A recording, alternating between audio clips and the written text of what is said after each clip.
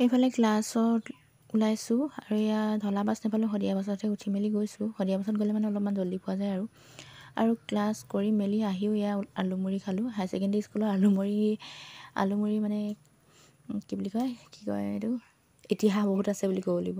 মানে সদায় খাওঁৱেই আৰু আলুমুড়ি নাখালে যেনিবা নহ'বই তেনেকুৱা। টিফিন টাইমত আলুমুড়ি অকল।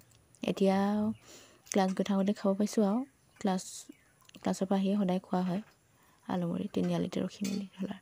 আৰু এইফালে অনুৰণক বহুত দিনৰ পাছত ভিডিঅ'ত দেখা পালে।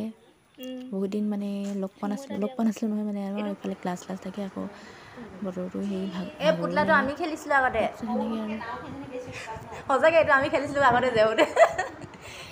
এইটো পুতলা আমি খেলিছিলোঁ, এতিয়া অনুৰণ খেলিব পাই গ'ল। এইফালে চোৱা অনুৰণ চোৱা, এইটো পুতলাটো আমি খেলিছিলোঁ আগতে, হয় নাই?